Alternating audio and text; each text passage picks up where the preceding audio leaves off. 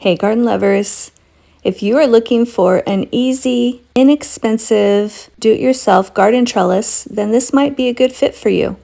We moved from the PVC hoop style trellis to these beautiful wood trellises, and it's really added so much beauty to our garden. It's a very sturdy trellis, and now that spring is here, I like to trellis a tomato plant at each of the vertical sections. If you don't have power tools, many big box stores can cut your wood pieces to the length of your specification.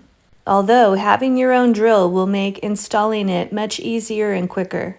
Depending on how tall you want your trellis and how wide your raised beds are, your sizing is going to vary from ours.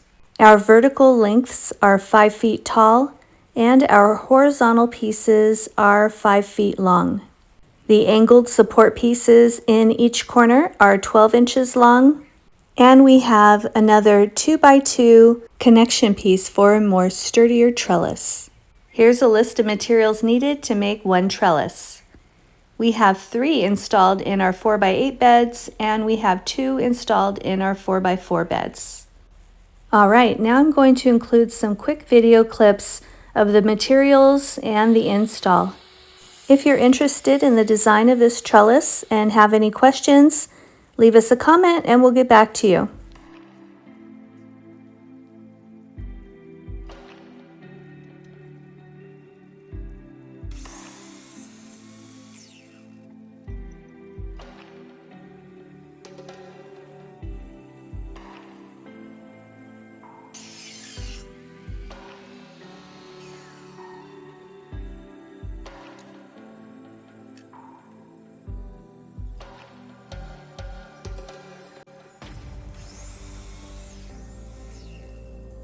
Here are the 12-inch angled support pieces. I'm pre-installing the screws to make it easier.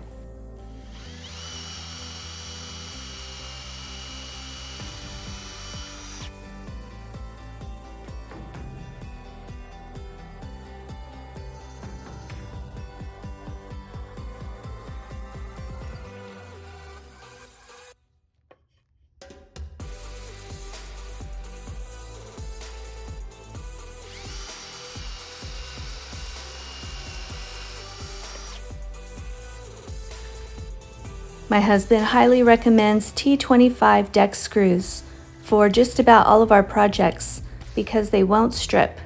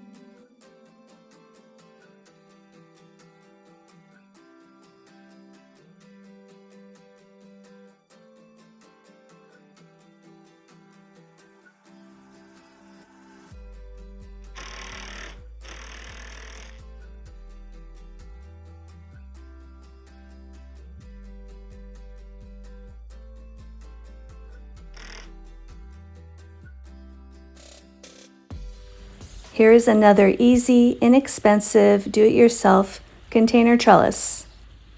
This style is especially great for supporting things like dragon fruit, Also shade cloths. My husband installed this to cover our Costoluto Genovese tomato plant last season. And now I'm going to grow some red Chinese noodle beans, and I'm going to drape them over the support and grow a tomato plant in the middle. So we'll see how it goes. I'm experimenting again. It's fun. And here is a couple more DIY trellis ideas. Please ignore all the shade cloths all over the place.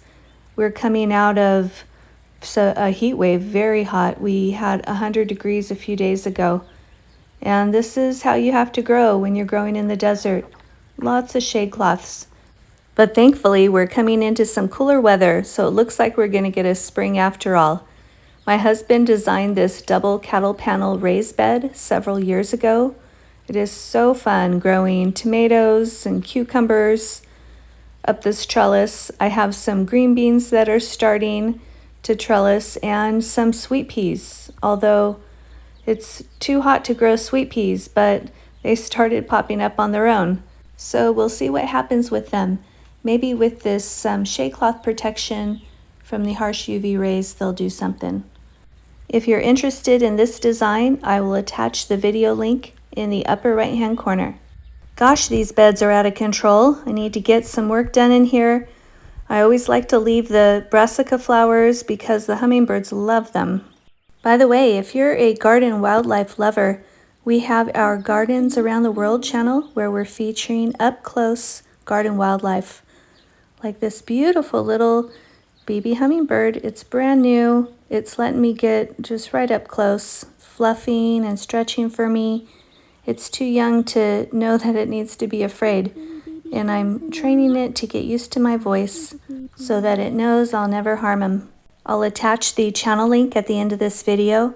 Look for the male Costa hummingbird. He's got the incredible vibrant purple gorget and crown feathers. And here is one more easy, inexpensive, do-it-yourself garden trellis. It's called the invisible trellis. This growing area is still shaded because of the position of the sun, but soon we'll have some tomatillos growing here, some cucumbers. We filmed this invisible trellis install years ago, and I'll attach a link in the upper right-hand corner for this one as well. It's lasted all of these years. It's still very sturdy. I'm going to do a little maintenance on the wires, and it'll be good to go for this season. All right, that's it for now. But I want to mention, if you are growing in a hot deserty climate, like we are in inland SoCal, follow along as we trial new varieties that are heat tolerant so that we can be successful growing in our high temperatures. Enjoy your week and enjoy your garden.